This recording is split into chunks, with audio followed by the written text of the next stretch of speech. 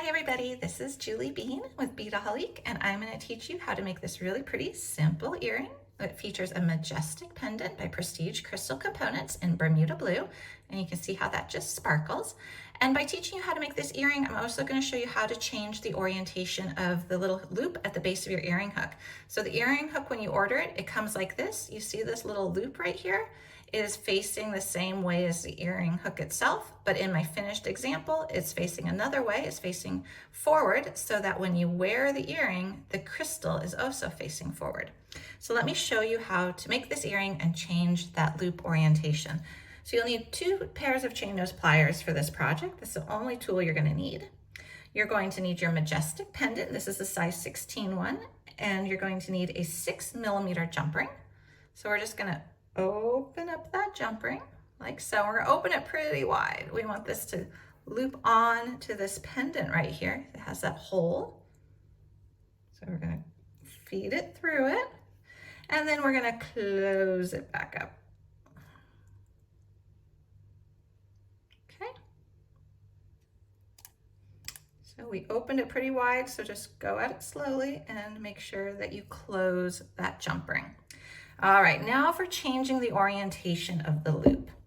What you're going to do is you're going to need your 2 pairs of chain nose pliers again, and you are going to grab onto the top part of your earring hook with your chain nose pliers. So you see I'm grabbing where it comes from the base and the part that goes through your ear.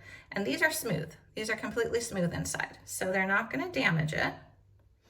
So you don't want to use one that's got some treads on it because it will damage the hook. So I've got that sandwiched in there. And now I'm going to take my other pair of pliers and grab the loop. And you see where I'm grabbing it is more down. I'm not just grabbing it here. I'm not just grabbing one part of the loop. I'm grabbing the whole loop.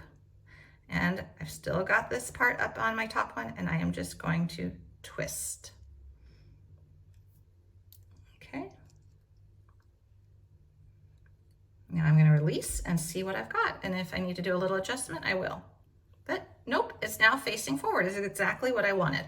So now I've changed the orientation of that loop at the base of my earring hook so that my crystal is going to face forward.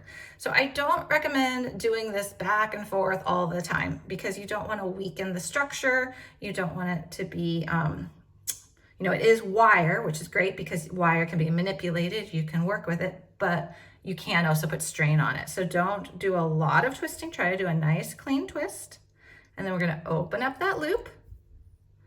And we are going to slip on our crystal, but we want it to face forward. So before you close up that loop, make sure your crystal is facing forward.